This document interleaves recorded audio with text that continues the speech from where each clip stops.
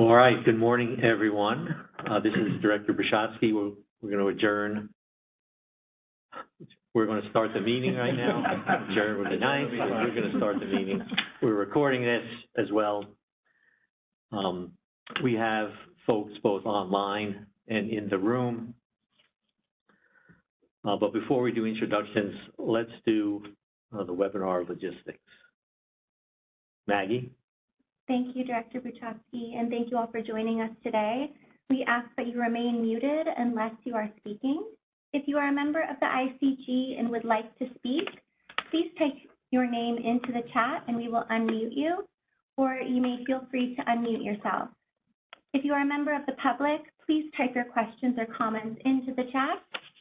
You may also unmute yourself when there is an opportunity for public comment. This meeting and everything written in the chat will be recorded. The recording will be posted on the ADWR YouTube page. And lastly, if you are experiencing any technical difficulties, please contact the ADWR Help Desk at 602-771-8444 or email tickets@azwater.gov. And I will drop that information into the chat for easy access. Okay. Thank you. We have the agenda up on the screen, but first let's do some introductions. We'll start with folks around the table, and then we'll go to the members online.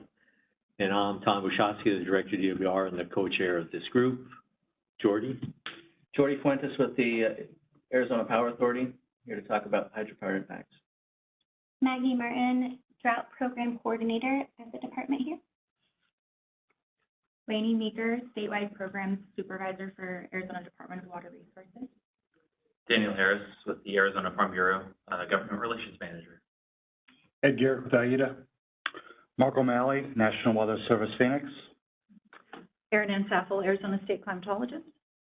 I'm Gabe Levine with Arizona Division of Emergency Management. Tim Scarupa with Silver Project. I'm Allie McAlexander. I'm the Forest Health Program Manager with the Arizona Department of Forestry. And I'm Mitchell Lannon. I'm the Forest Health Specialist with the Arizona Department of Forestry and Fire Management. Welcome everyone around the room. It's good to see people in person. It's been probably before COVID since we've been together. Folks online that are members, can you unmute yourself and introduce yourself?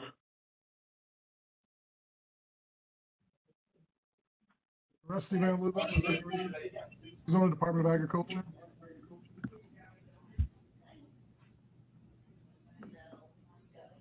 Brittany Carney, okay, Arizona Game and Fish Department. Right. Cruz, Maricopa County Department of Emergency Management. Okay. Anyone else?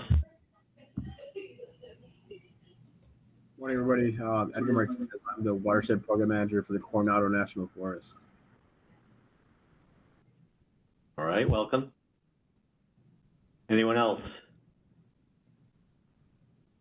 Good morning, this is Tiffany Davila with the Arizona Department of Forestry and Fire Management. Okay, welcome. Hi, this is Juliana Licarinu with the Arizona State Climate Office.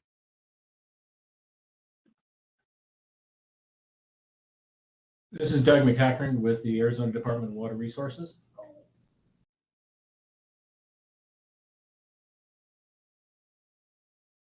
Anyone else?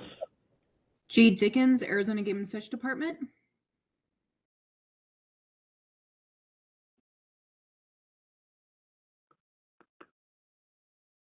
Anyone else?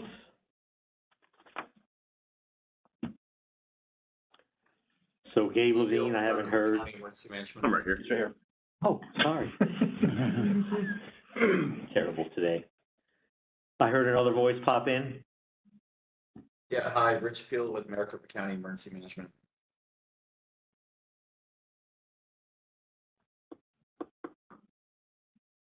All right, we'll move forward. Again, Gabe is the co-chair. This group has met biannually since 2006 to make a recommendation to the governor about whether to maintain the job emergency declaration, which was has been in place since June of 1999. This group is an advisory group to the governor, composed of over 20 federal and state agencies and tribes. We'll hear the presentations, and then we will decide on the recommendation. Gabe and I will take notes and try to summarize what we hear and start out with our recommendation, and then hear from the rest of the members of the group. Again, to avoid speaking over one another, please introduce yourselves using the chat box if you are online, and your name and who you represent. So again, we'll start then with a series of presentations, and we'll start with Dr. Erin Saffel's presentation, Drought Status Update and Monitoring Technical Committee Activities. Thank you. If you could go to the next slide. All right, thanks. And it's great to see everyone in person. This is my first time in person, so nice to see everyone. Thanks very much. And we'll go to the next slide. And this is where we were last spring. We were coming out of an amazing October to March. It was very wet. It was very cold. If we recall, last October was actually wet. We had precipitation. I was at the state fair. There were cumulus clouds. I was shocked. November was really cold. December started out dry, and then we started getting atmospheric rivers at the end of December coming into Arizona, and January was great. And January and March were very wet. February was a little dry. This was the wettest January since 2010, and both January and March were the wettest months of the water year. Next slide, please. Interesting things going on, and it should. Yep, there we go with that. So 2010 was an El Nino year, and that played a role in the SWE that year. So if you're looking at the Verde Basin chart, so that's the one on the bottom, you can see that the purple was the SWE for that year, exceptional, and you can see that this year actually extended and has another secondary high to it. And that's because March we had additional precipitation, an amazing thing to see March storms increase the snowpack, but they absolutely did with the Verde Basin, that next later peak. The soil moisture was in great shape from the wet monsoon 2022. The runoff efficiencies were exceptional. We'll hear from our colleagues about Lake Powell, Lake Mead, as well as releases from the Salt and Verde system, so I'll save that for later on. Next slide, please. Thank you. April, very dry. So with April, it definitely started drying out. You can see at the southern tier, very dry.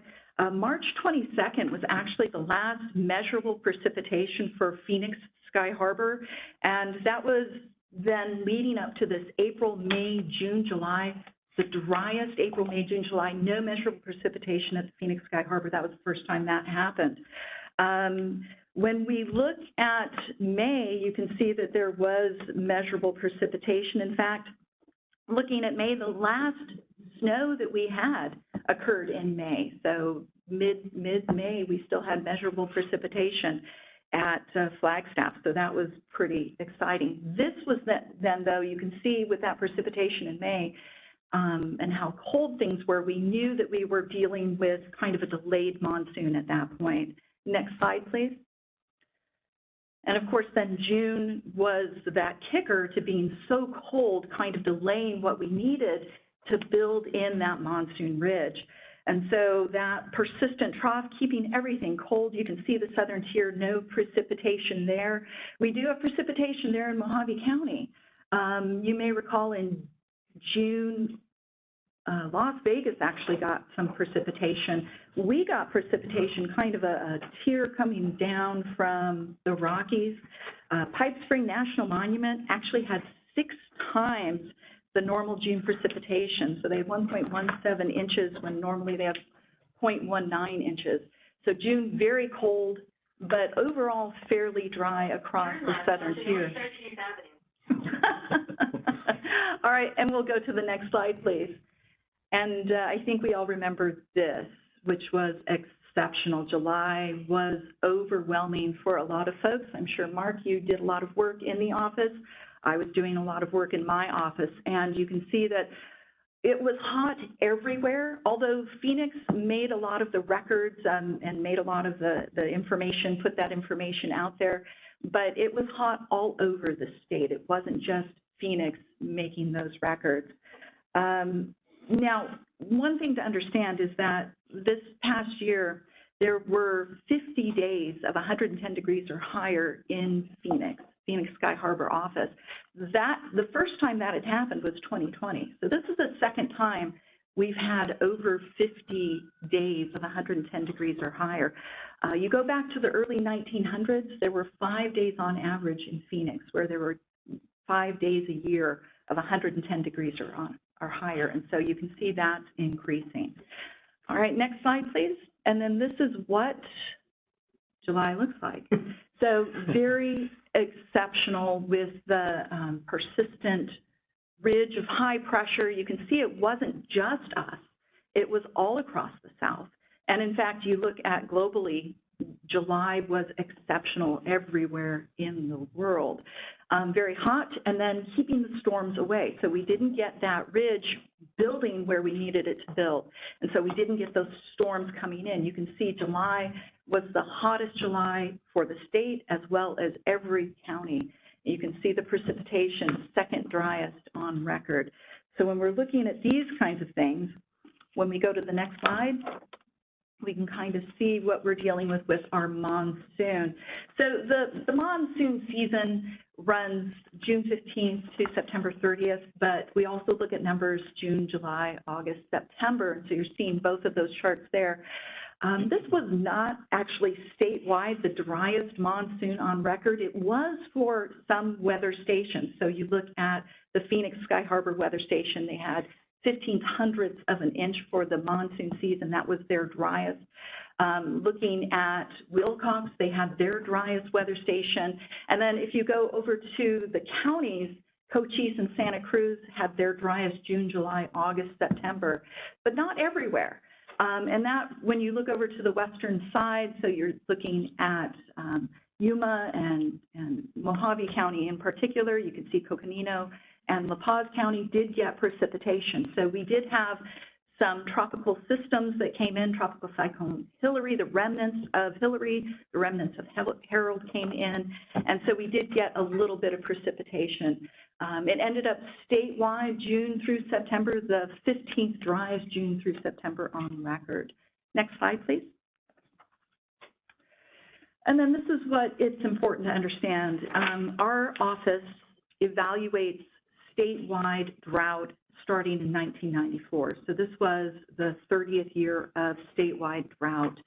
And you can see that this water year was actually a little bit slightly above that long-term average. So we look at the long-term average starting with 1895 on, and you can see we had 12.5 inches almost statewide. If we're looking at the average statewide precipitation amount, it's 12.27 inches for the water year. If we look at the last 30 years, which is our drought time, and we look at that average, and it's 11.29 inches of precipitation for the water year. So it was a good water year for that sense. We beat that drought average, and we beat the long-term average. When we're looking at drought in Arizona, though, it's important to understand it's not just a dry season. With drought in Arizona, we have a series of dry years, and then we have wet years, and then a series of dry years. So 20 of the last 30 years have been dry. If we look at, we'll look at some of the details of when we've been in deficit, but definitely it's been we're happy with what we got this year. Most of that, though, came from winter. Next slide, please.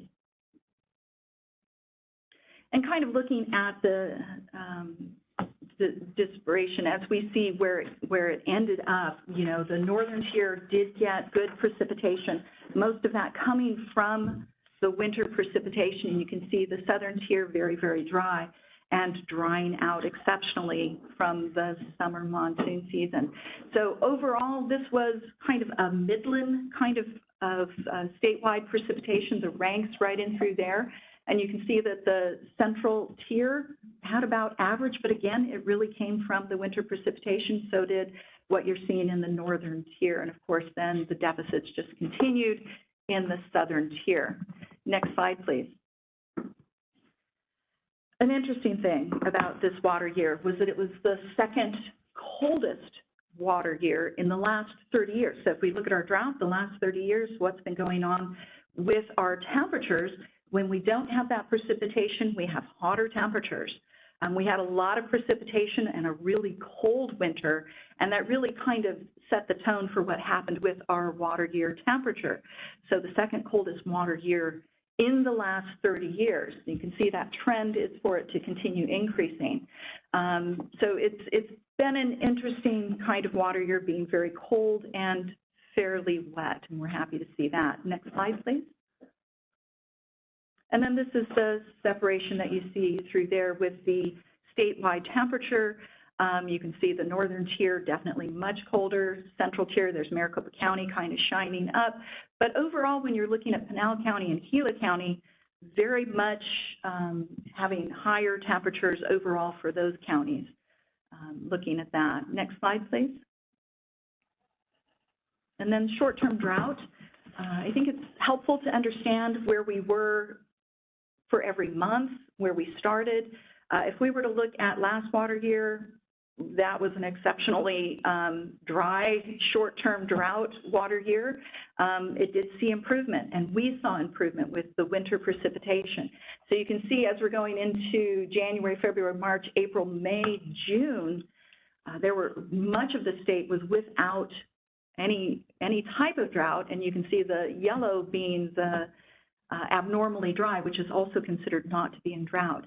But then the summer monsoon season kind of degrading, that lack of precipitation didn't really catch up. They tried to catch up in September, and we sort of had an average September precipitation month, but overall definitely degrading. And you can see we're starting to get that extreme drought. And the next slide, please. And this is what I think is interesting. When we're evaluating long-term drought for the state, we look at a variety of indices. One of those indices is the Standardized Precipitation Evapotranspiration Index. And what that takes into account is not just precipitation or lack thereof, but also looking at how thirsty the atmosphere is by looking at the temperature, looking at winds, looking at how much water is being lost in vapor form from the soil. And that's what SPEI will tell us. And looking back at the last 48 months, you can see that there's still a deficit. If we look at the last water years, so the previous 5 water years, you'll see that there's deficits there as well, which is what we experience when Arizona is in drought.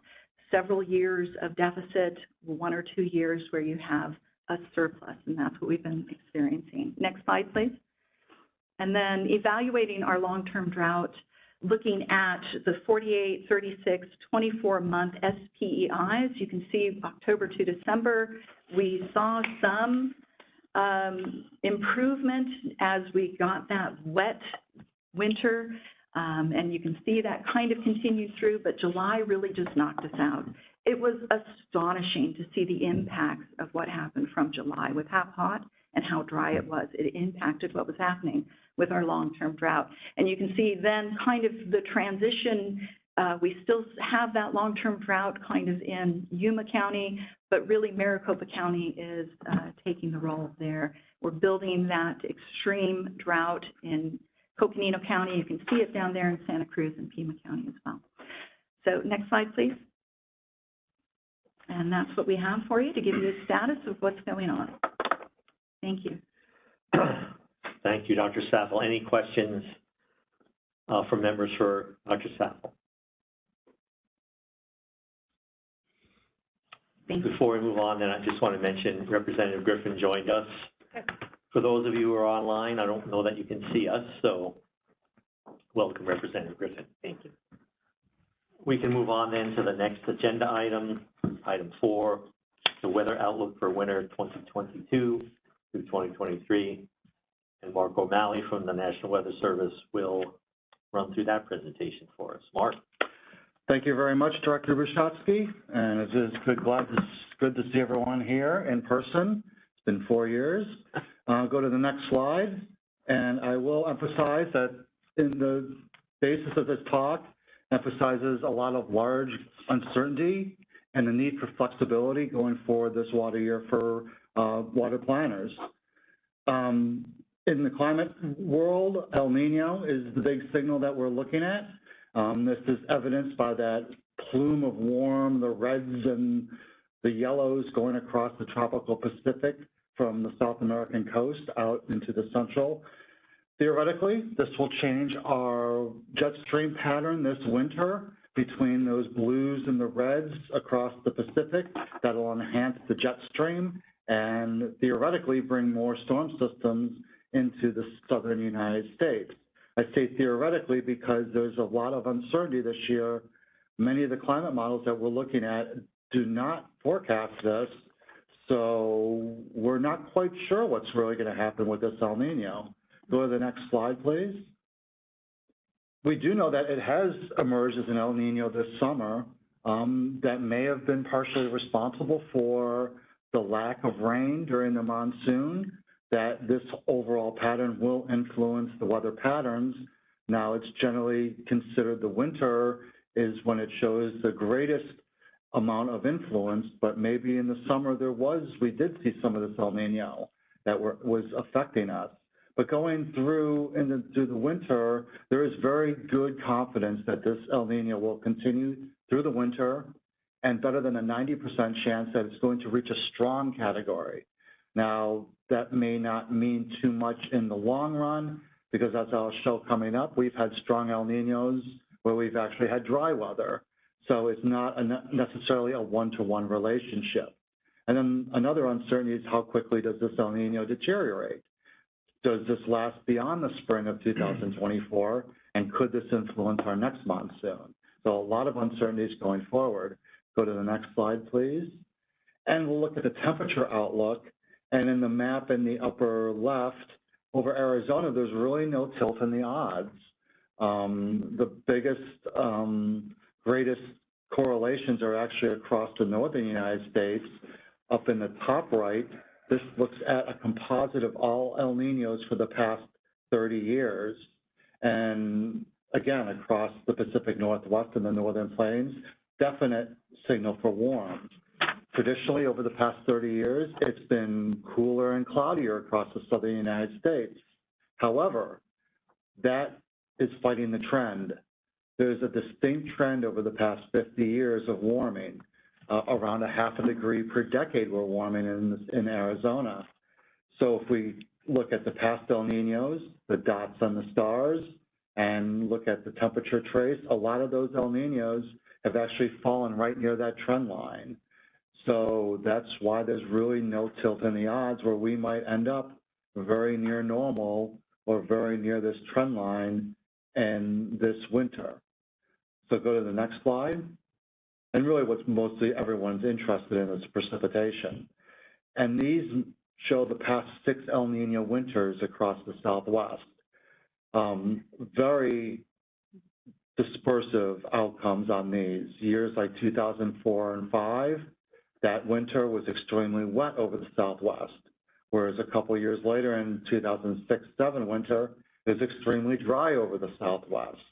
And this continues through all these El Ninos where there's some very wet and some very dry. The last really big one was 2015 and 16, where that El Nino was hyped up as a super El Nino. Well, it really didn't do much for us overall. It didn't do much for Southern California, and even the upper Colorado Basin was just fairly normal that year. And even in the upper basin, they have this switch of dry to wet depending on the year. So again, a lot of uncertainty going forward. Go to the next slide, please. So when we look at our official forecast in the top left, that map really shows not much tilt in the odds, maybe a very slight tilt based on some of the model forecasts that we look at across the upper part of the basin. But even those odds are not very distinct at all. The composites over the past, this is all El Ninos since 1950, shows a generalized composite of wetter than normal in the Southwest. But again, it's not overall every year is like that, because when you look at the bottom right graph, some of the wettest years have been El Nino years in Arizona. That's a fact. But there's also been some pretty dry El Nino years. So when you take the average, you composite, it comes out above average, but there is this dichotomy in the state of some very wet and some very dry. So if I was telling a water planner and a manager how to look forward to this year, I would emphasize that they need flexibility, that you need to be prepared for a very dry year. But also you need to be prepared that it could be a very wet year. So I know that's very difficult from a planning strategy, but that needs to be incorporated going ahead in these plans.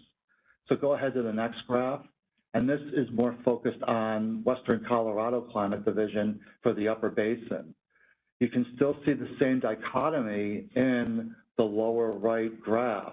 It's not as extreme as the Arizona. However, you can see that there's been some wet years and there's been some very dry years, including the very driest year, 1976-77, and that extended all the way from California into the upper part of the Colorado Basin as an extremely dry winter.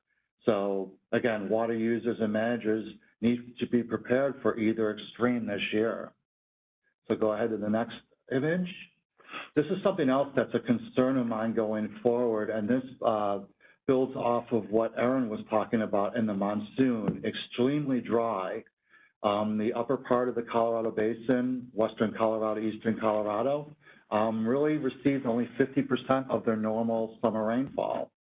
And similarly across the southern 2/3 of Arizona, very dry this summer. Some of them ranked in the lowest 10th percentile for the summer rainfall. What this does, and what I'm really concerned about, is a problem we've been seeing over the past couple decades now, is the very hot and the very dry weather leading into the winter season is detrimental to the soil moisture profiles. So I'm concerned that we could, even if we saw a year with 100% of snow water equivalent, that your eventual spring runoff may be compromised and you would see less than 100% of total runoff. Now, the past year when we saw the good rain and snow may have improved soil moisture profiles well below the topsoil levels, so our runoff may not be horribly affected. Again, this is just some of the uncertainty going forward into next spring, is how much runoff do we actually see. So go to the next image, and this is just some examples of some soil moisture sampling. It samples in different variations in different ways. However, there is a constant signal that we're seeing across the four corners and parts of the upper basin of very dry soil moisture profiles in the top 10 centimeters. Different placement on these, but the story is basically the same, that we're dealing with some dry topsoils, and without a lot of rainfall that we're not seeing this fall so far, it's been a very dry October, and even the beginning of November has been very dry, that our spring runoff may be compromised because of this going forward. So just another thing to plan for next year. So I go to the next slide, and this is my summary slide. So the biggest takeaways, again, we've had some of the wettest winters during El Nino episodes, but there's been some dry winters. So we need flexibility in our planning going forward. And the soil moisture issue may be something that will rear its head again next spring when we start to see the runoff. So with that, I conclude, and I will take any questions. Thank you. Thanks, Mark. Questions from the members for Mark? Mark, we heard from the Bureau last week from the Upper Basin that they essentially lost 1 million acre feet of runoff that they were projecting. Is that due to soil moisture, or what are you guys seeing? It may be. I'm not sure exactly how they're doing their modeling, but I would hypothesize that that may be part of it that goes in. I know originally some of their projections were just for average rainfall and snow water equivalent this winter. Now, I'm not sure if that's changed or not going forward, and I'll let them speak for that. All right, thank you. So Ed, we heard the same thing from April to August. at least in the runoff forecast, they did lose 1 million acre feet of runoff. And as a result, instead of getting 9 million acre feet released from Lake Powell to Lake Mead, for this past water year, we only got 8.5. We lost 500,000 acre feet of water moving because of that downtick in and it's the same kind of trend we're seeing when it gets hotter and drier. We lose the runoff, and I think, like I said, they're not 100% sure how exactly it happened, but we know it got hotter and drier in the spring Well, an than when it exceptionally, was through March, right? yeah, I'm sorry. An Go ahead. exceptionally hot atmosphere will suck that water right out. Yep, that's where it can be lost. And this is something we've seen for the past 10 plus years now. Right. It's a recurring issue. So Mark, as you were going through the beginning of your presentation, you talked about the monsoon. Is there a strong correlation between El Nino and a poor monsoon for us in Arizona? It's not statistically significant, but what we've seen correlating is when you start getting El Ninos, there's only a very few years that happens. But when you do get the El Ninos in the summer, those tend to be dry. Okay. But the sample size is too small to make a definitive argument. All right. Any other questions? Any members online with questions? So we had the perfect question to segue into the next agenda item, Colorado Water Supply Update. And that is being done by Emily Young from DWR's Colorado River Management section. Thank you, Director Buchowski. Good morning, everyone. I apologize for popping in and out. We are also hosting another meeting as well, so I'll be running back to that after this. So we can go to the next slide. We'll start with the current status of the system as of October 22nd. In the Upper Basin, Flaming Gorge was 88%, Blue Mesa 73%, and Navajo at 68%. Lake Powell was at 3,573 feet in elevation with 8.74 million acre feet in storage, which is approximately 37% full. Lake Mead was 34% full with 8.88 million acre feet at an elevation of 1,065 feet. Current total system storage is at 43% full, which is 10% more than this time last year, with approximately 25 million acre feet of storage. Go to the next slide, please.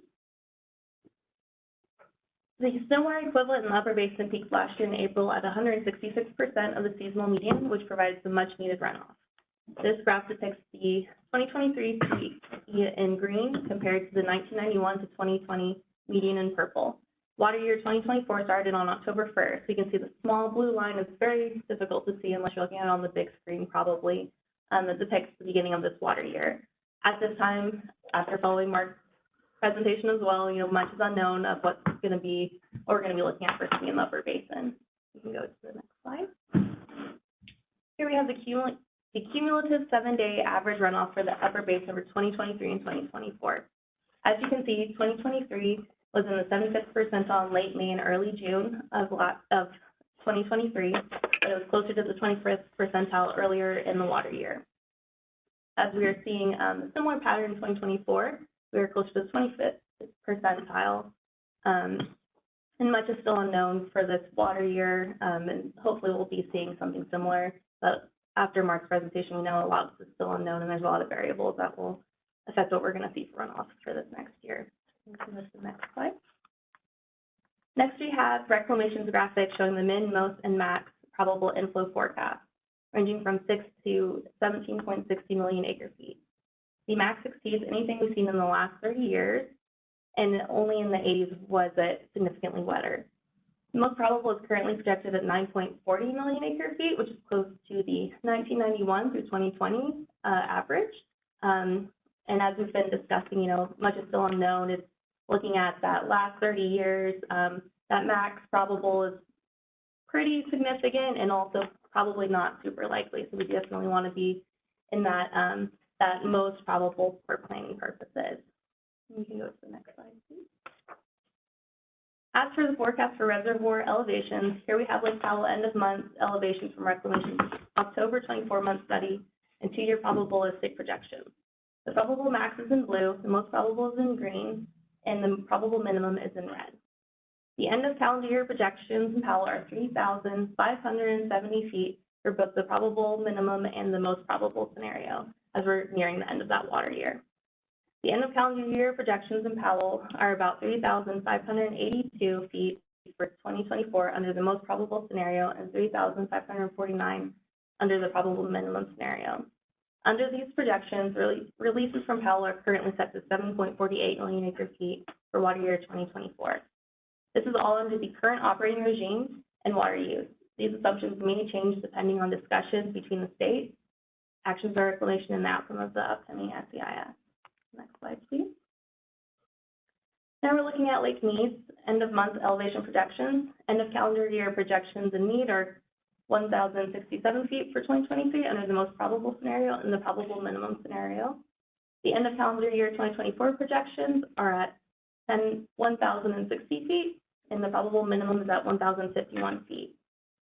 This is leaving Arizona for 2024 looking at a tier 1 reduction for Arizona under the most probable scenario.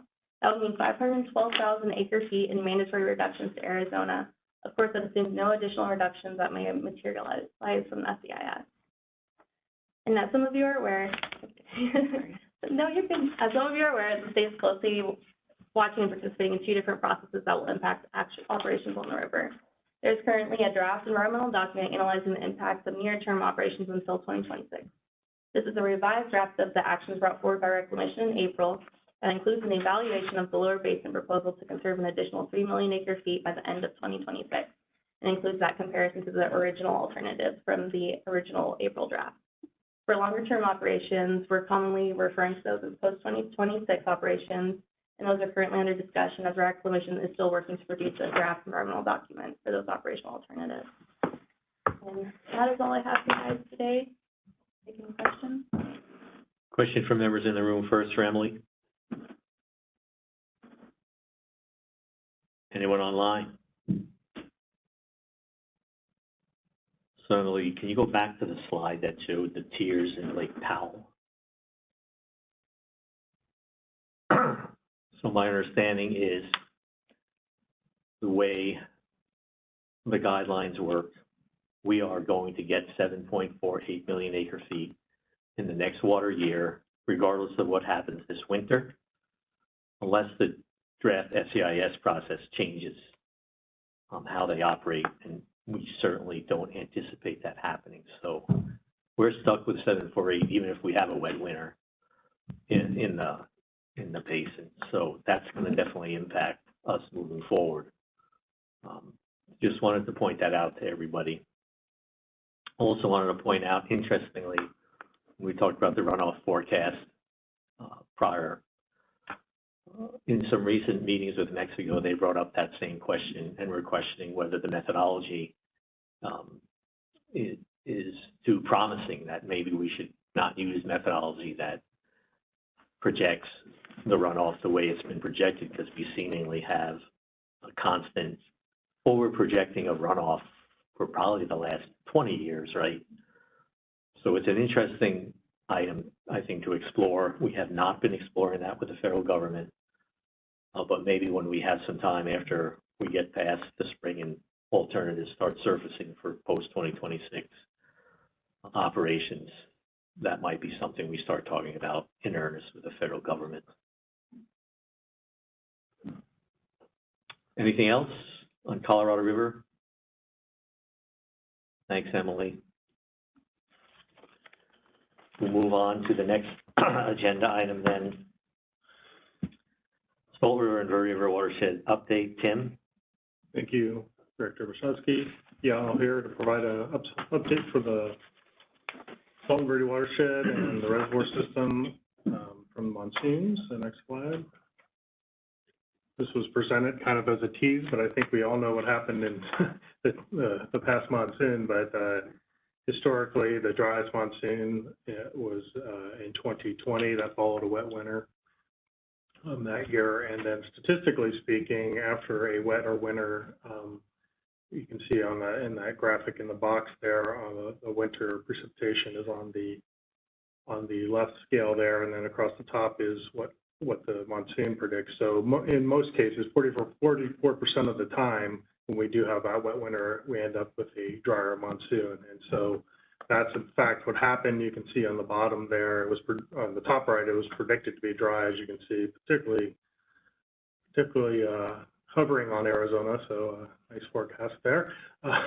And then you can see in the bottom what actually happened in 2020. So next slide, for the Salt and Verde watershed, it turned out to be about 3.5 inches of average precipitation across the watershed, and that is the second driest compared to 2020. And then you can see the impacts, how it impacted the drought indicator through those months from July through October.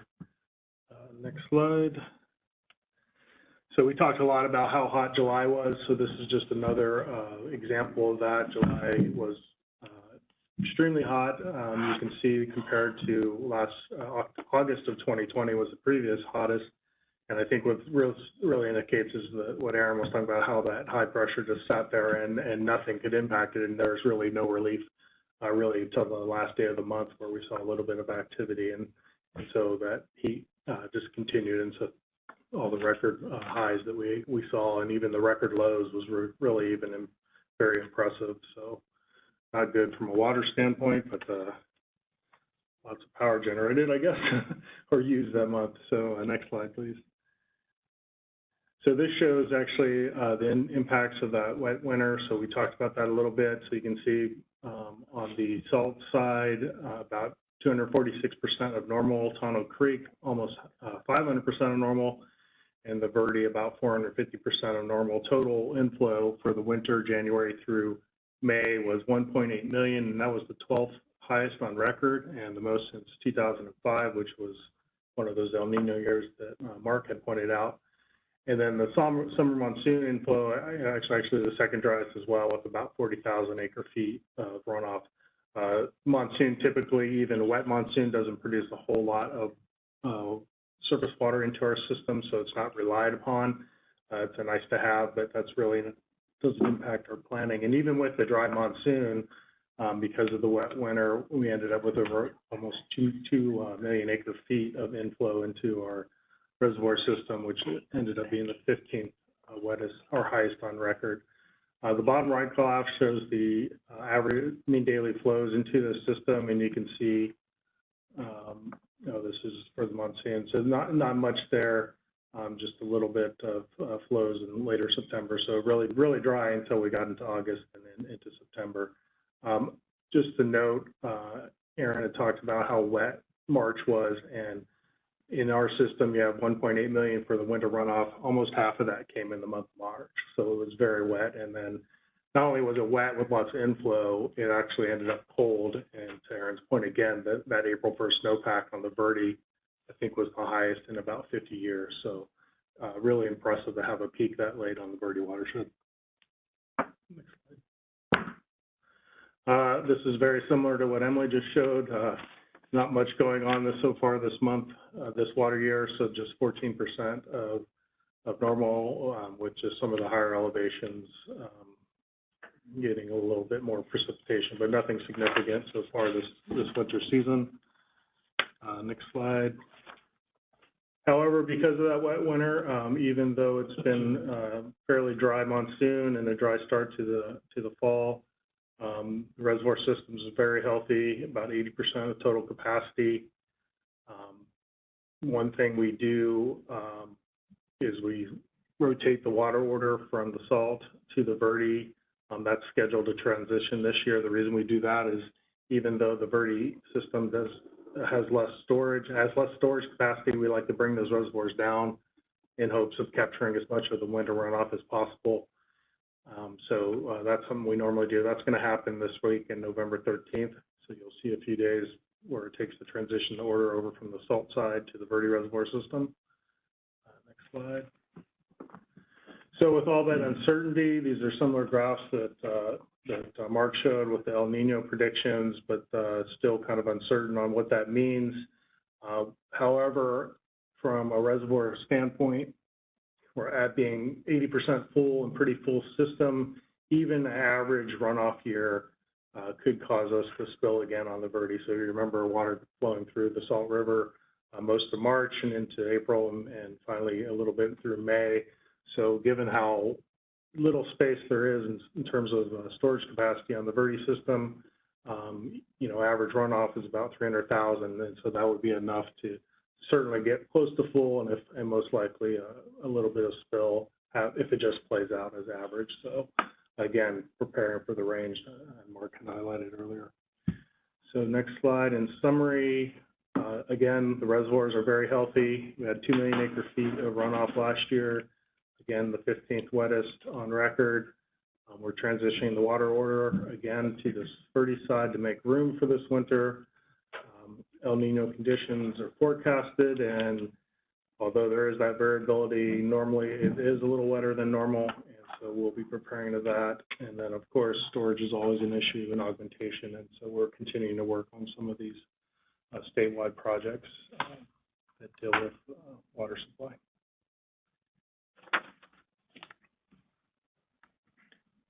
Questions from members for Tim? Anyone online? So Tim, I have two. Were you able to reduce your groundwater pumping?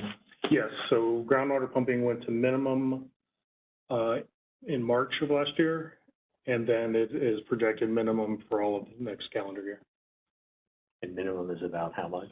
About 75,000 acre feet. And I noticed Cragen was at 63%.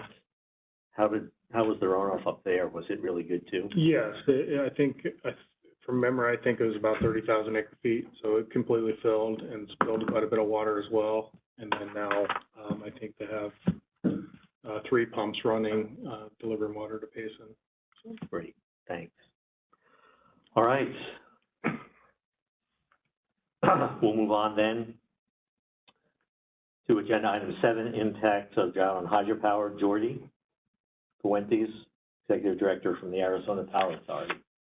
Tom.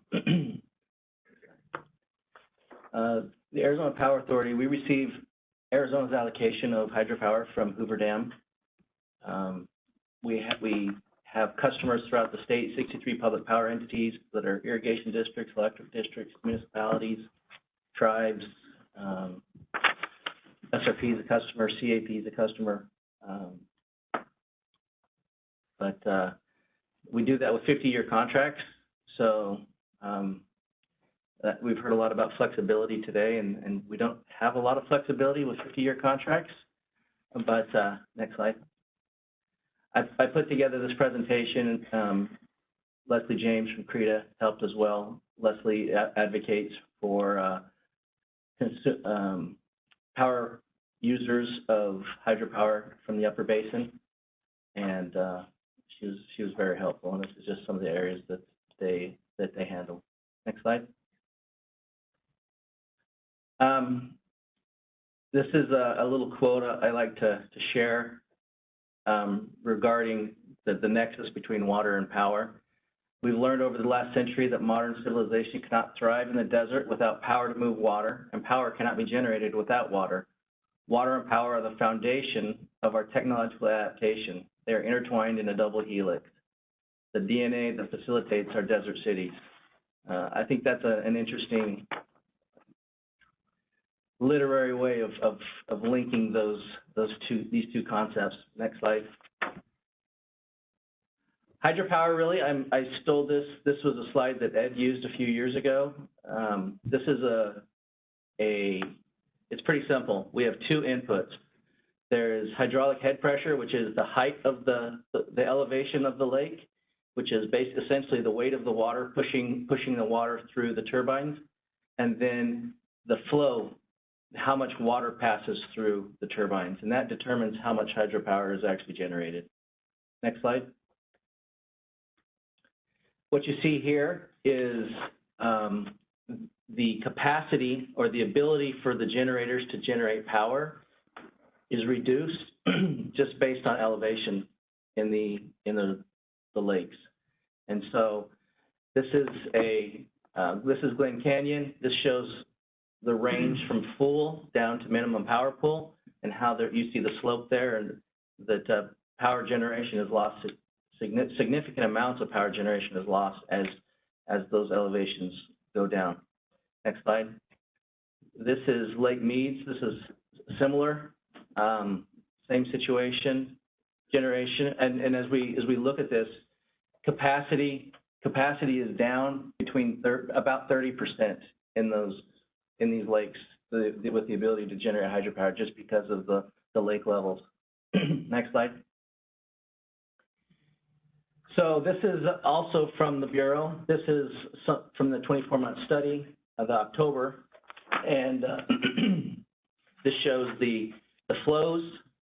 Some of the things that we've seen here today, the circles in orange or yellowish a little bit, tries to depict and show what we're looking at here. But the inflow for the water year 23 was 13 million acre feet, and the release was 8,500,000. And Tom pointed out that the bottom one on the right, the 7480, that's 7,480,000. That number is now locked in, and that's going to impact hydropower generation just because that is the amount. This is the flows that run through the dam that create the hydropower. Next slide. This is for Hoover, and you can kind of see that the power release, that's the water release on the left. The far right is the gross energy that's created, and the static head is that elevation level, and those. So this is essentially those two inputs equals the power output on the far right. We can move ahead.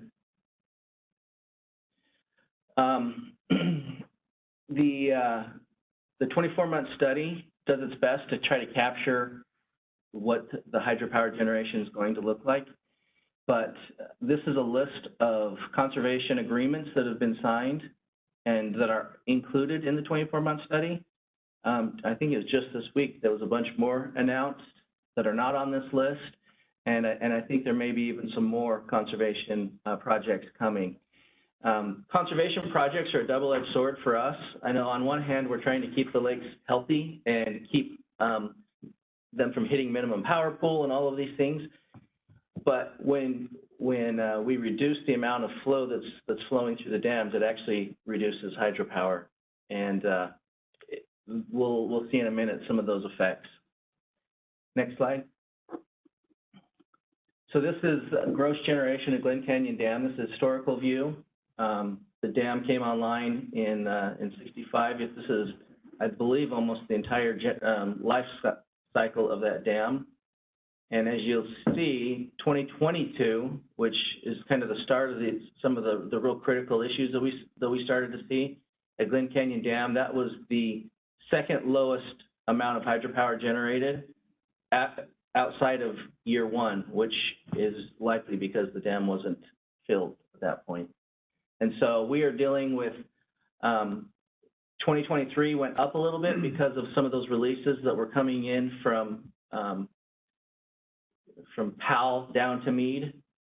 So there was a little bit of an increase, but so we expect those numbers to drop back down probably where they were in 2022, pretty close, because of that amount of water passing through the dams is locked in now. Next slide. This is Hoover's.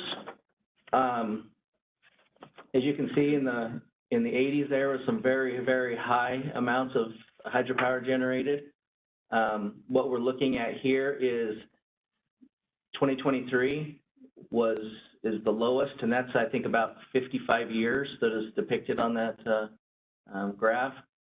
The lowest in 55 years was this year, and largely due to a lot of, well, there's elevation levels which are low, which have came up some, but probably even more so are impacted by releases and those conservation efforts, which are good.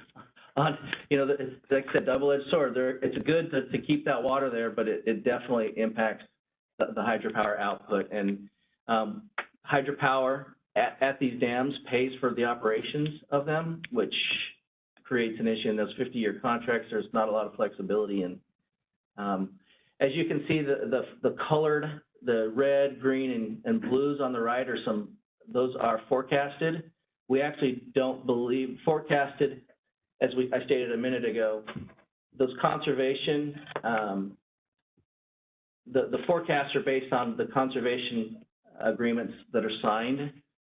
There's more to come, which is likely going to drop those down, and 2023 is about going to be where we are next year as well on hydropower generation. Next slide. This is Davis Dam. Davis, and you can move forward to the next one as well. Davis and Parker are down below Lake Mead. There's the way they run is highly dependent upon water orders and things like that. There has been this, Parker has seen more of an impact than Davis did. And, you know, unfortunately, it kind of is what it is at this point. Next slide. One of the big issues related to the lack of hydropower is our customers don't use less power. They still have to use, they still use about the same power. Most of our customers use it to pump water, to move water, to treat water, basic services that all of us depend on. And what happens is when they don't get the water from the hydropower, or sorry, the power from the hydropower, they have to go to the market. This is a slide showing the wholesale power market over the last 4 years. As you can see, it's from 2020 to 2022, it went up 96%, almost doubled, which means power purchases are extremely expensive, and affordability is becoming an issue when we're trying to find replacement power. It's also this, you know, these entities that usually get hydropower are buying in the market with your power provider, whether that's APS or SRP. They're also buying in the markets, and this is all just competition that is driving prices up for everyone, unfortunately. Next slide. Some of the, these next few slides are some of the other impacts, some of the other things that hydropower pays for that is making the affordability of the power in question. This is a slide from the WAPA, the Western Area Power Administration, Desert Southwest region, did a study to try to quantify the impacts of drought on and the hydropower production. What you can see is for about 9 years there, the impact on BCP is the Boulder Canyon project, which is Hoover Dam. That's about $940 million over those 9 years. Parker Davis is the one on the right. That's about $40 million over those same, and they are much smaller hydropower generators. And so you can see that these impacts are significant. Next slide. This is from the upper basin. This is the Colorado River Storage Project, which is Lake Powell and above. There's a few dams up above. And as you can see on the far right, I kind of took a little slice and brought it out. But since 1983, the environmental costs, a lot of the salinity, you name it, some of the things that are going on in the other room, that meeting that's going on has impacted and brought on additional costs for customers to the tune of about $581 million over that time. These impacts are significant, and the drought in some ways creates, highlights and brings out some of these costs as well. Next slide. This is the lower basin. This is some of the environmental costs. In the year 2020, this is from the Bureau.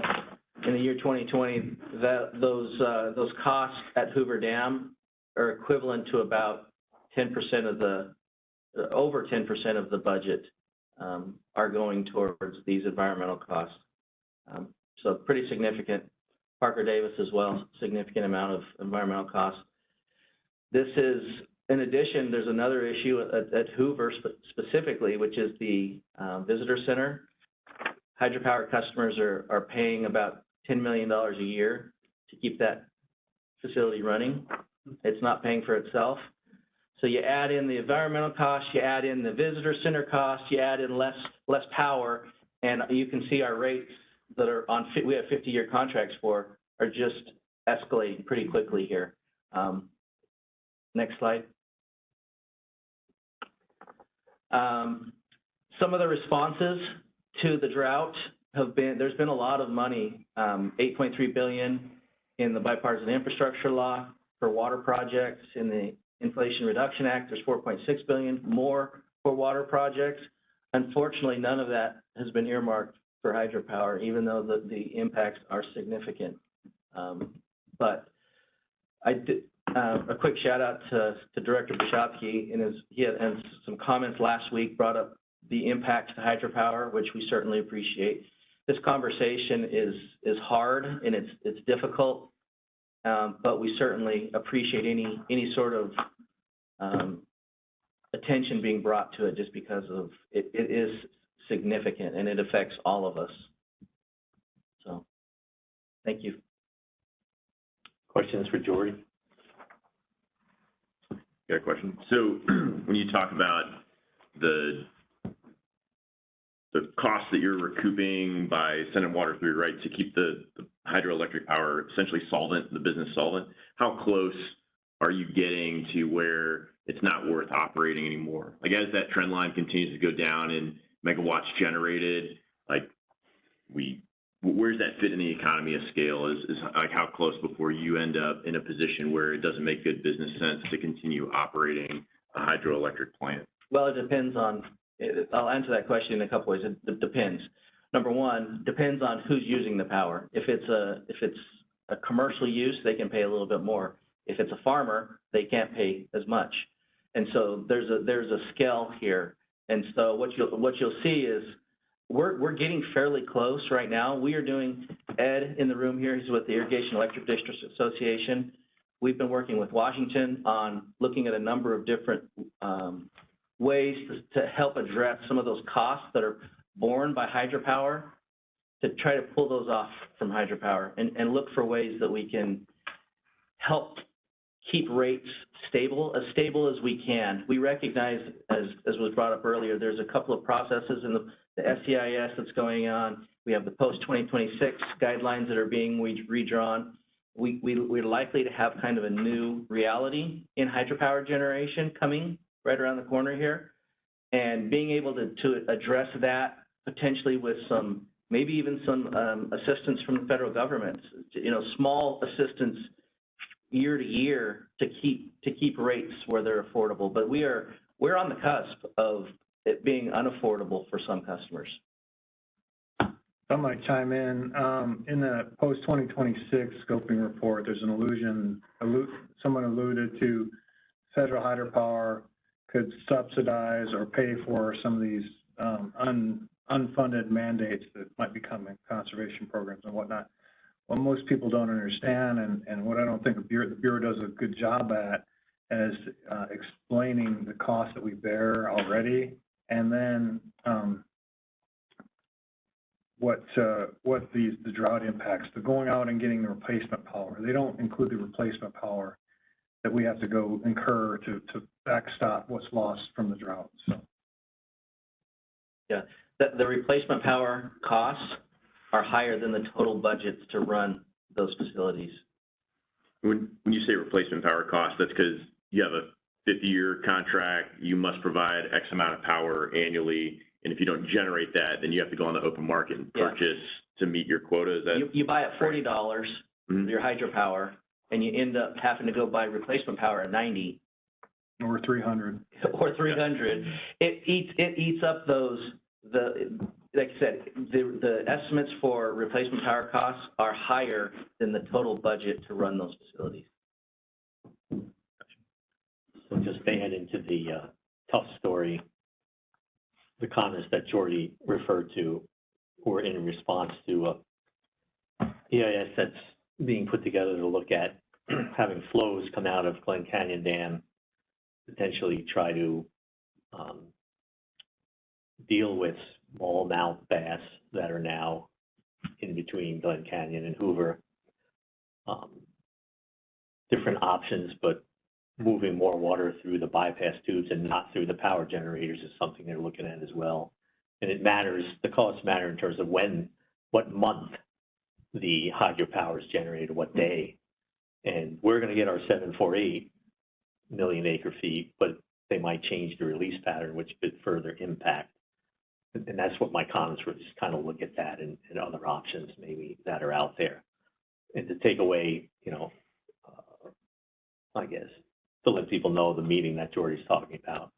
There's something called the Glen Canyon Adaptive Management Work Group that's pursuant to the Grand Canyon Protection Act, and it looks at the operations, essentially Glen Canyon Dam and down through the stretch into Hoover, to try to look at all the different resource impacts that are there from different release patterns, cultural, all kinds of stuff, and that's what's going on in the other room. It's a technical work group, so the uncertainty for hydropower is there as well, because even though Jordan did some numbers, that's not based on changing any of the release patterns yet, which might happen in the spring.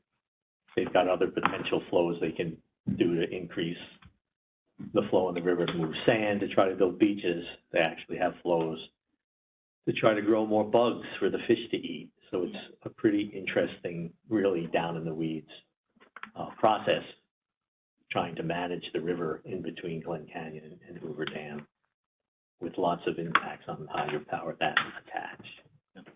And in our own state comments about post-2026, we know we're going to need to have conservation projects. We know we're probably going to have mandatory cuts, but conservation projects as well to minimize the pain. For those of you who are interested, we put out a hold the date for Arizona Reconsultation Committee meeting, the afternoon of November 20th. Representative Griffin, I know we're trying to set up a briefing for the legislature prior to that meeting. We have a bunch of meetings with the states on post-2026, including the Thursday and Friday before the 20th, try to give everyone the most up-to-date information that we can. We made it clear in our comments to the post-2026 scoping notice that the supply and demand imbalance, the structural deficit, whatever you want to call that thing, that impacts the water and the water users. We need to address that after 2026, and that Nevada last year did an analysis under one scenario that number was 1.5 million acre feet. If we have to have that kind of a reduction on a regular basis, you're going to see pretty tough impacts on hydropower as well. So a lot of uncertainty in the future, just like we talked about the uncertainty in what's going to happen coming up in this next winter. So we can move on to the next agenda item. That is a report, 2023 wildfire update. Tiffany Davila, Public Affairs Officer from the Department of Forestry and Fire. Go ahead. Thank you, sir. Thank you, everybody. So we're talking about the 2023 wildfire season. Next slide, please. When we talked in May, the black is going to be what we talked about in May as far as our outlook, and then the red is what we actually saw on the ground. So for the outlook, we knew that we had a significant amount of precipitation over last monsoon and the winter season. So we we're expecting an increased fuel load in southern Arizona, coupled with high fire activity in that area because of that increased fuel loading in that area, especially areas like Cochise and Santa Cruz counties. In actuality, we did have high fire activity in southern Arizona, Cochise, Pima, Santa Cruz counties, and areas that had that fine fuel concentration. So across the Sonoran Desert, central Arizona, within the Tonto National Forest, up the I-17 corridor, some parts of the Prescott, and then in Kingman, Mojave County, up in the northwest part of the state. Next slide, please. So continuing on with that, again, the abundant winter and spring precipitation not only created that increased grass load, but we had unseasonably cooler temperatures. So in June, we had, cooler temperatures than what we usually experience in June. So what that did is really just pushed out our fire season by about a month. So typically we start to see our activity pick up in May. We really didn't see our activity pick up until about mid-June.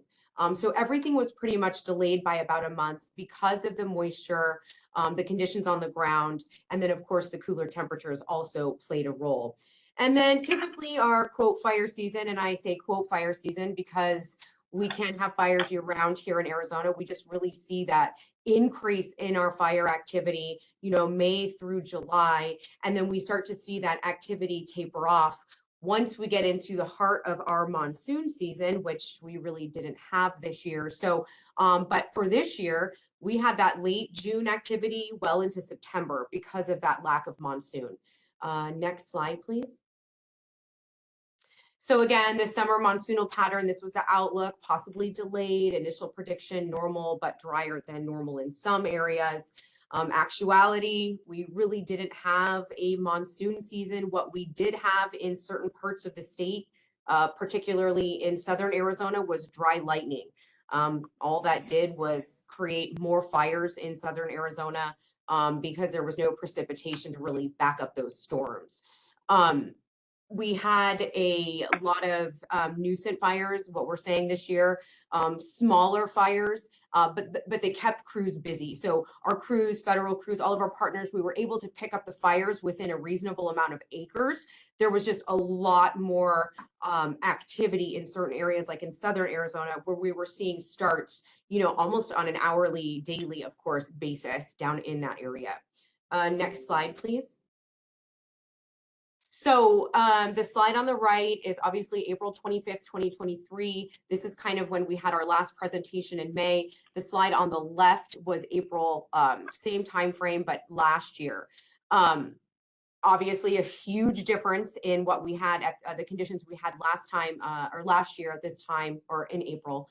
But in April at that time is when we also had the Crooks and the tunnel fire start in northern Arizona. So we really had, while the precipitation did increase our fine fuel load down in southern Arizona and in other parts of the state, it really did help us out in areas like northern Arizona where that moisture still lingered for a while. So we really didn't have that amount of activity or high incidents of fires or large fire acres or acres burned that we've seen in years past. Next slide, please. So this was recent. This was just last week, I believe. So you can see where we are now as compared to where we were in April. We've got the increasing drought is increasing throughout the state. While that's happening, we still have potential for normal fire activity for November, and that's typical for this time of the year. But we are seeing an increase in our activity because of the dryness and the warmer than normal temperatures. We keep seeing those temperatures fluctuate. So once we start to see our temperatures warm up again is when we really start to see our activity increase. In fact, we did have some activity last week that did spark a couple of fires across the state. Next slide, please. So this is the November and December outlook for the country. Arizona, you can see again, is that normal level. But within the last week or so, week to 10 days, we had the Made Fire start on the Coconino National Forest. These numbers were as of yesterday, so 500 plus acres. Apache Made is the location. The Silver Fire on the Tano, 972 acres, and the Gap Fire down on the Coronado, 242 acres. So we can still see that activity. And because of the lack of precipitation and that lack of monsoon, our conditions are still dry across the state, the warmer than normal temperatures. So we do have a heightened risk for fire. We've got red flag warnings today in northeastern Arizona. So there is that potential still. So, just because we had such a great year last year, the conditions this year just have been dry and are still dry, especially in areas like southern Arizona. Next slide, please. So for 2023, this was our activity so far year to date. We had 1,750-ish fires that burned about 181,000 acres so far this year. As compared to last year at the same time, 1,347 fires. for 121,000 acres burned. And then for all of 2022, about 145,000 acres burned for 1,444 fires. So we are significantly up by about 400 fires year to date this year. Again, a lot of starts down in southern Arizona. We were all able to catch them quickly. Nothing really escalated into situations where we needed a type 1 incident management team. We probably had just a few fires this year that needed a type 2 incident management team, but all the other fires were able to be handled by type 3 incident management teams, local teams, or local jurisdictions. Next slide, please. So kind of just to break down the activity that we saw this year, the Diamond Fire, kind of the first fire that popped in June for us was the Diamond Fire out in North Scottsdale. It got to about 2,000 acres. Then we had the Diamond Fire on the Tonto out near Sunflower, a little over 5,000. Adams Robles was down in southern Arizona, 5,200 acres. And the largest fire we had this year was the Pilot Fire, almost 35,000 acres east of Wickiup in the Mohans. That fire started kind of out in the middle of nowhere. There is a ranch out there, but that's really the extent of the fires that we had as far as activity goes, and the larger incidents. Of course, Pilot was the largest we had. So again, we really didn't have any fires that warranted a type 1 incident management team, one of the highest complexity incident management teams to handle an incident. And then I think the next slide is going to be a video, and I believe that's the Diamond Fire. So yeah, if you want to just go ahead and play the video, it's less than 30 seconds. So this was the Diamond Fire. This started out in North Scottsdale off the Pima Road. It quickly grew. Again, this is just because of the vegetation type it was burning in. This is really when we kind of peaked with our fire activity, end of mid-June, end of June. So the grass fire, it grew very quickly, again, just because it was burning in that fine fuel vegetation, but we were able to catch it pretty quickly, avoiding any structure loss or damage. This fire is still under investigation at this time between our agency and the Scottsdale Fire Department. And you can go on to the next slide, please. So our historical trends in fire activity this year, we're at about 70% human caused. And you can just see the trends. We fluctuate between, a high to mid 70s, low to mid 70s every year. This year we noticed, and again, the state's responsible for not only state trust land, but private. So we get a lot of starts and responses on private land for, we have escaped vegetation burns, people burning off debris, tools, maybe they're grinding or welding and they don't have the proper PPE or equipment, spark arresters. So we get a lot of starts on private. Of course, there's always the campfires. I know the forest gets a lot of the abandoned campfires. More people are recreating on national forest lands. And then, of course, we have our fair share of roadside fires across the state. Human-caused fires more prevalent in the spring, coinciding with windy and dry conditions. Kind of when we're looking at our numbers for this year, we had about 400 more fires this year as compared to last year at the same time. We had a great year as far as weather goes. I mean, we really didn't warm up until the end of June, beginning of July. So more people were outdoors, more people were getting their project work done at their homes. And that's one of the reasons we're seeing that increase in fire activity, because of the weather conditions, and people were just getting outside and getting their project work done, at their homes. And then of course, lightning caused fires are more predominant when we get into our monsoon season. Next slide, please. And then just to, this is our resource availability, and we share resources with our federal partners. We have access to more than 200 local fire departments and fire districts that have qualified wildland firefighters.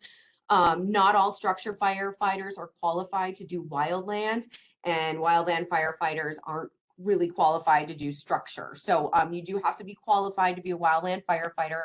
But not only does the state have access to the local fire department, but of course we work with our federal partners, the Forest Service, the Bureau of Land Management, our tribal partners, and we are able to share resources on fires. I mean, you have multiple fires that may have started on state and entered into Forest Service jurisdiction. So we have to work together and we have to cooperate for suppression efforts. So we've got access to 2,500 wildland firefighters across those departments and districts.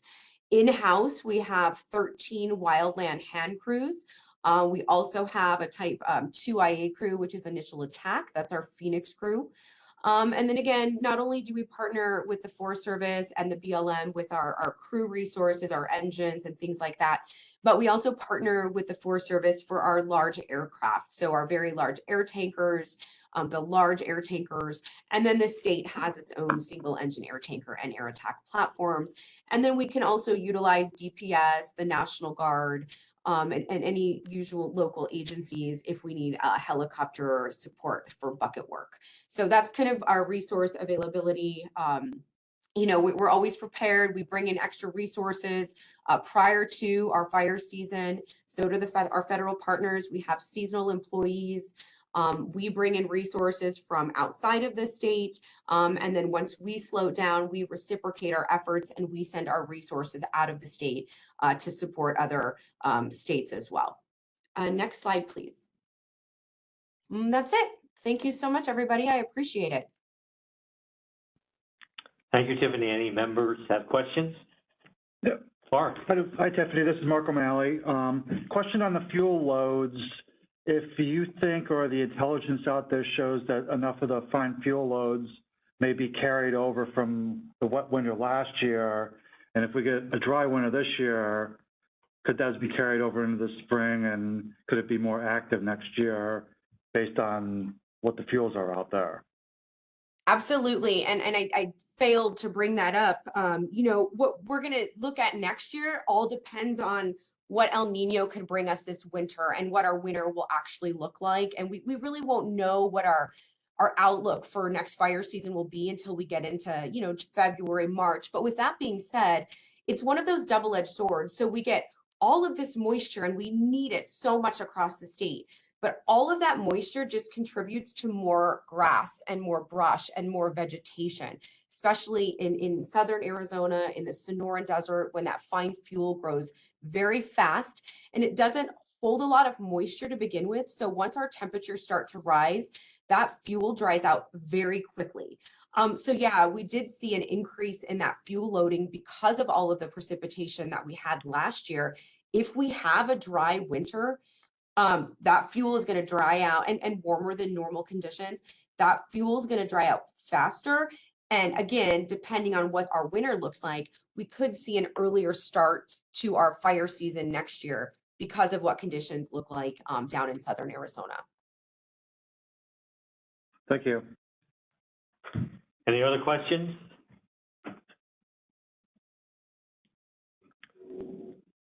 Hearing none, we'll move on to the next agenda items, 2022 to 2023 Forest Health Update. Mitch Lannon, Forest Health Specialist with Arizona Department of Forestry and Fire. All right, so hello, my name is Mitchell. I'm the Forest Health Specialist, or the new Forest Health Specialist with the Department of Forestry and Fire Management. And today I'll be giving you a little bit of information on the 2022 Forest Health data we collected, and I'll provide some insights on what we're seeing in the forest this year in 2023. Just so a quick background of what we do. We are the Forest Health Team, and in collaboration with the U.S. Forest Service, each year or each summer, we go out and we do aerial detection surveys where we fly around in a small plane and we survey dead and dying trees and we identify areas of insect and disease activity. After we are done with these surveys, we go out, the DFFM, U.S. Forest Service, arborists, forest entomologists, and pathologists all go out and ground truth these areas to make sure that what we were surveying was correct and accurate. We use this data to create reports.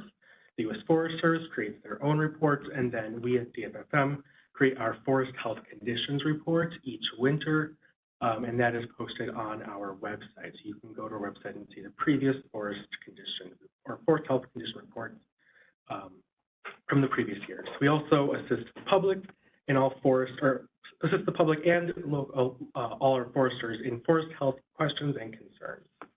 All right, next slide. All right, so why are we talking about forest health during a drought meeting? Drought is a key factor in the health of Arizona's forests. Extreme drought has lasting effects on trees, and symptoms can persist for years after the event. In the years following major drought events, lingering effects on trees can cause them to remain in a weakened and stressed state, making them more susceptible to insects and diseases. One damage causal agent, always brought up in our forest conditions report, is bark beetle-caused tree mortality. And in times of significant drought, trees become increasingly stressed and therefore more susceptible to bark beetle attacks. Bark beetle-caused tree mortality increases following times of drought, so their activity can be an indicator of drought severity. Next slide. I'll be focusing much of this talk on our 2022 data, as we have not yet processed the data from 2023 from our aerial surveys. Looking at drought conditions from 2022, we can see conditions were more on the moderate side compared to previous years, both in terms of short-term and long-term drought status. Given this, we would expect to see continued stress and decline from long-term effects of past drought conditions, but a slight ease up on the direct drought-related mortality on trees in our forest. Next slide. All right, so what did we actually see in 2022? Due to the decrease in drought stress, forest health professionals around the state began noticing a decrease in mortality from bark beetles and direct drought-related tree mortality. This decrease in bark beetle activity could definitely be due to the improving drought conditions of that year. We did also see an increase in some other insect or pest insect activity, such as defoliating insects, but this could have been caused by a variety of different biotic and abiotic factors. Next slide. So here are some of the actual numbers. In 2022, we saw over 400,000 acres with bark beetle, or 400 acres of bark beetle-caused tree mortality throughout the state. This was a 20% decrease from the previous year, where we saw over 500,000 acres killed by bark beetles. We also saw 195,000 acres with drought-related damage, and this was a 51% decrease from 2021 of the previous year. In total, we surveyed 15 million acres last year of forest. Next slide. So as for 2023, I can't give any actual numbers again because we haven't looked at that data, or we haven't gotten that data. But I can just give a general sense of what we are seeing. We are seeing improvements across the board with decreases in bark beetle activity, decreases in drought-related mortality, and just decreases in general insect and disease damage. A lot of this improvement can likely be attributed to our wetter winter, giving the trees a better chance at protecting themselves from these insect and disease attacks. We did see a few outbreaks of insect pests, such as twig beetles, pinyon needle scale, and spruce aphid, but nothing at a large scale throughout the state. And then just one last note, just because the past winter brought rain and forest health improvements, that doesn't mean it fixed our forest health issues. Trees take a very, very long time to recover from the effects of drought. I mean, we'll be seeing this for years and years in our forests. Next slide. And then I'll also just give a really quick update on our urban forest health conditions. So due to the extreme heat and lack of monsoonal moisture here in Phoenix and Tucson, we can expect to see an increase in Mediterranean pine mortality caused by the invasive Mediterranean pine engraver pictured in the lower left of the screen. This beetle has continued to spread throughout the Phoenix and Tucson metropolitan areas. Trapping efforts in those two cities over the last 4 years have caught over 355,000 individuals of the species. And then this past spring, we did early detection rapid response trapping with the U.S. Forest Service, and we found that MPE, or the Mediterranean pine engraver, has spread to several new parts of the state, including Kingman, Topic, Pinetop Lakeside, Superior, and Nogales. We have several projects happening right now to determine management options and determine their ability to attack native trees. All right. I know that was super quick, but that was my update for the 2022 and 2023 season. If you have any questions, please let me know. Questions for Mitchell from members around the table first? Anyone online? Thanks, Mitchell. Move to the next agenda item then. Impacts of drought on wildlife. Jay Dickens, Water Resource Program Manager from Arizona Game and Fish Department. Good morning. Thank you everyone for having me. Sorry I could not attend in person. I had bookended meetings, so I couldn't get down there. So I'm Jay Dickens. I'm the statewide water quality and aquatic invasive species program manager, but I am also going to present on the impacts of the drought to our wildlife. So yep, next slide. No, you're perfect. Thank you. You read my mind. So as we've seen numerous versions of these pictures showing that the drought did get a little bit better this year. But next slide, please. So I asked various people around our department to help me craft a presentation to you guys to kind of give an example of how drought is impacting various programs within our department. So first up is our sport fish, and then this is our research branch. So they've been doing a couple different projects looking at sport fish and potential impacts of the drought. So the first one is the Colorado River Basin. So because the reservoir elevations have been lower, as has been discussed today, there is warmer water being released below Glen Canyon Dam at Lake Powell, and this negatively affects the rainbow trout fishery at Lee's Ferry, which I think everybody knows is an important one in the department. And then we also have the risk of establishment of smallmouth bass, which pose a very real threat to trout and other listed species that we have downstream, like humpback chubs. So impacting both sport fish as well as our native fish. And we have worked to understand the extent of the smallmouth bass in the river below Glen Canyon Dam and understand how they're spreading and if they're spreading and if they're able to reproduce down there. Another project that we have going on is looking at how the drought is affecting some of our trout streams up on the Mogollon Rim. So there's been reduced flow in many of those springs that feed those streams. Less water is being diverted from C.C. Cragen Reservoir into the East Verde, and for those reasons, along with others, there are fewer suitable stocking sites for put and take, so to keep fish out of our rainbow and Gila trout fisheries in those areas. Next slide, please. So kind of piggybacking on fewer sites for trout fishing, we've also been putting out some communication to our anglers and to folks throughout the summer on best management practices for fishing for trout so that we don't see such a high mortality rate, because obviously people like to get out of the valley, get up on the rim, fish, and take their kids out fishing, which we love for them to do. But at the same time, the fish have been very, very stressed, particularly this summer. So trout love cool water, 68 degrees or lower, which we're not necessarily getting in our second warmest summer on record.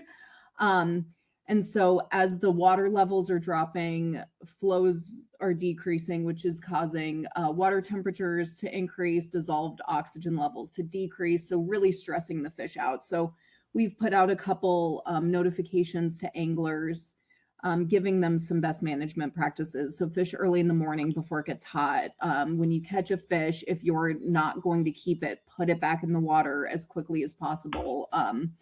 Try not to, play the fish as much, which I know isn't as much fun, but might help keep them surviving. Trying not to take them out of the water too much when you're removing the hook. If it is warm water and you're going to keep your fish, keep the first 4 that are caught, or if there's different, numbers at a different water, so that, you're not just putting so much pressure on that water. And then people that are fishing for Apache and Gila trout in recovery streams, we're kind of asking them to avoid doing that in those really hot summer months because they're very finicky fish. There's only a few sites for them, and we want to be able to keep those open to angling. But if we're having high mortality rate, we're not going to be able to do that. Next slide, please.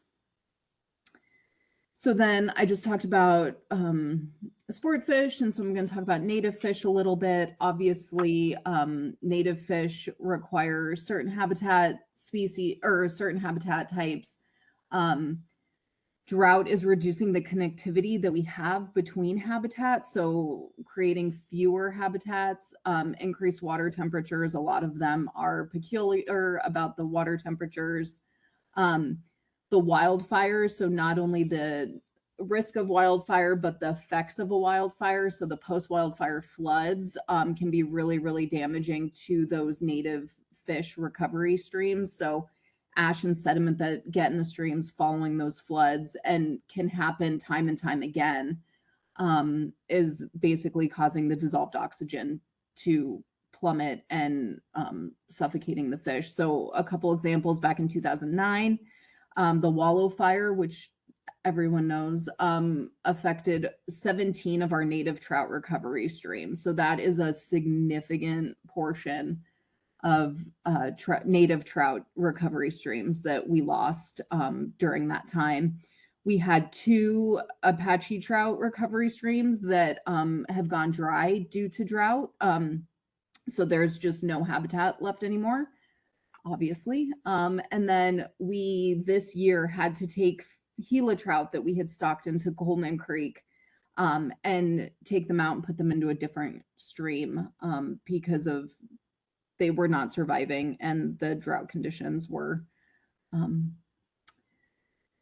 the drought was causing there to be no habitat. So next slide, please. So then I asked our frog folks to give me some information on how it's impacting them. So our Chiricahua leopard frogs, they require permanent water. So these can be springs, streams, ponds, tanks, but they need water all of the time. And the number of sites that are available for us to help recover these species have been decreased over time. And the way we feel like we can help protect this species is to maintain and restore the habitats that are there. So since 2007, we've worked with various partners to help mitigate the impacts to their habitat sites. And so we've worked with folks like Forest Service, private ranchers, others to identify important sites to them as well as to us. And since 2007, we have worked with those partners to complete 43 projects throughout Chiricahua leopard frog distribution areas to help maintain that habitat for them. And obviously, restoration for Chiricahua leopard frogs benefits all the wildlife. And so we're able to use a variety of our funding that's available to do that work. Next slide, please. And then we have several hatcheries across the state, and most of our hatcheries are up near springs. So we're at the very top of the watersheds. And we produce mostly trout, rainbows, browns, brooks, tigers, cutthroats, and then our native Apache and Gila trouts. My program monitors the water flow through those hatcheries, and they look at them daily, and then we average out those values.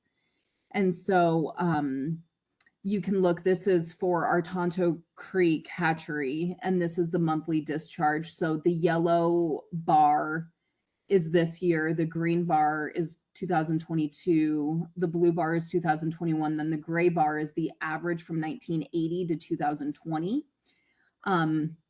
And you can see that we started off, as everybody's mentioned, we started off really strong and we've been dropping pretty significantly. I didn't have October's numbers to put in here yet, And I don't know if you can see it, but we have a big red line, which I know you can see, and then a smaller orange line going horizontally across. And those are kind of action levels. So my program looks at those monthly. And as we approach those action levels, we may have to take action to make sure that the lack of flow coming in is not going to impact the survivability of the fish in the hatcheries. So we have some different levels that we're looking at. So you can see we kind of track this over time, and we are,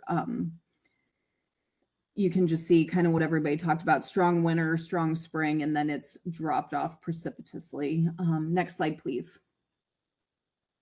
And then some of the outreach that we do. So we've been putting out some outreach about drought and just how our department is working through that. So we've reached more than 514,000 folks through our website, social media, our YouTube videos, and then we also have our magazine virtually. So we've been trying to increase public awareness about how drought does impact the wildlife, the habitat, and even recreation. And then we haul water to various water catchments, and we wrapped a hauling truck so that people can kind of see us as we're going out and doing that. So next slide, please. And in 2022-23, we hauled more than 358,000 gallons of water to wildlife water catchments so that animals can have water available.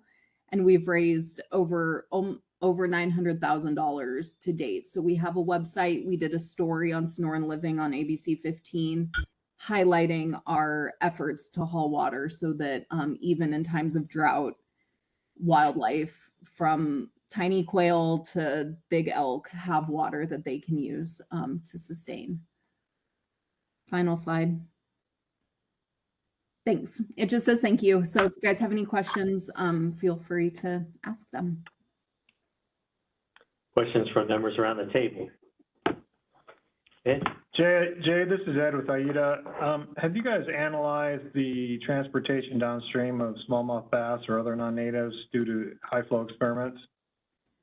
We've been starting to look into that. It's been a an effort that we've been doing with NPS a little bit. I'd have to check with our regional folks and see how far they've mapped it, but I know that they've been working at mapping and seeing how far downstream they've made it. I know that there's one slough in particular that we're aware of, and I'm not sure that we know if they've made it out, but I can circle back with you if you're interested or get you some contact information. Sure, that'd be great. Thank you. Yes. Other questions? Members online? Thanks to everyone for the presentations. We'll move now to a discussion of making a recommendation to the governor. Again, we're an advisory body. We'll consider all the information we heard today, whether or not we want to continue the drought declaration. It provides a bunch of different benefits in terms of emergency response and federal assistance if we do so. I might start with a summary from the standpoint of my co-chair. Gabe, you want to go ahead? So I think looking at all the things that have been presented today, from my perspective, sounds like the weather is uncertain, like it always is, but the impacts persist, right? And when we talk about why we declare emergencies or continue emergency declarations, from where I sit, it's what are the impacts to the community? Are those impacts ongoing? If those impacts are ongoing and we need to be able to access resources through that policy tool to address those impacts, then it's appropriate to continue to do so. Thanks, and I'll add that I think it is imperative for us to be conservative and have a conservative bias to dry, I think, for all of us. And again, linking that to Gabe's comments about what the impacts are. We've certainly seen some improvements, but it sounds like there's a lot of uncertainty about whether that improvement is going to continue. We've seen a drying through the summer and fall, both in Arizona and the Colorado River Basin. We see the temperature trend line still going up and the drying out continuing. We see a multi-year deficit in the SPI index, and that long-term drought persists. I think we saw from Mark that there is a lot of uncertainty and that we need flexibility. We're looking at poor precipitation so far and dry soils in the upper basin, worrying me about runoff from the Colorado River last year. We see 44% of the time, I hope I got that right, Tim, that a dry monsoon has followed a wet year. That's pretty concerning to me. And we've seen the impacts to the forest, to the wildlife, et cetera. So from my perspective, I think we're warranted in continuing the declaration. I'd like others, members of the group, to comment if they like at this point, or observe any particular areas of concern that they've heard today.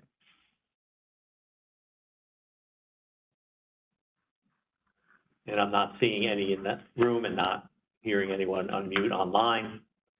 And so I would propose that we make a recommendation continuing of the drought declaration. Does that sound good to folks? I'll ask if there's anyone who does not believe we should continue it, rather than all those I'm seeing who believes we do. And I think that is our path forward. So we will write up that recommendation and get it to the governor's office as we do every year. DeBer will take on that charge. And we can move then to item 12, comments on the 2023 Arizona Drought Preparedness Annual Report. We know that this is required to be submitted to the governor's office by the end of the fiscal year for the previous water year. 2023 drought report covers the drought conditions and preparedness activities for the water year, October 2022 through September 2023. I know we've sent this out to folks for their comment and review. Are there any other comments or edits that any member would like to suggest for the report at this time? Hearing none, outside maybe editorial fixes that we might find as we review the final version, we will submit to the governor's office with the drought recommendation letter this report, and it will be posted on Department of Water Resources drought webpage. At this time, I will offer up a call to the public. Does anyone from the public have any comments to the ICG on any of the agenda items that we went over today? If you do, type them into the chat box or ask to be unmuted if you wish to speak to the group, and I'll wait a second for that potential action.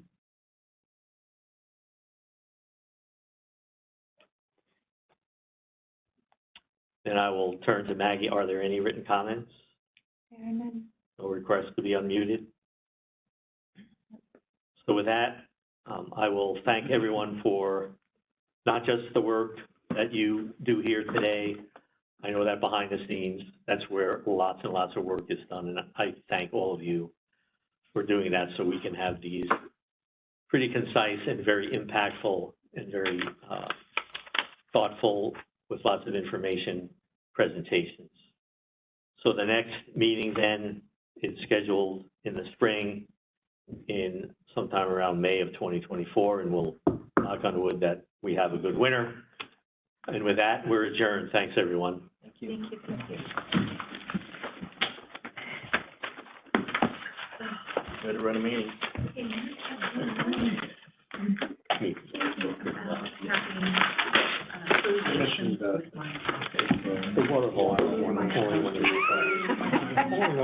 I know, it's funny, huh? Yeah, and it can also vary depending on how severe the drought was, but what we're seeing is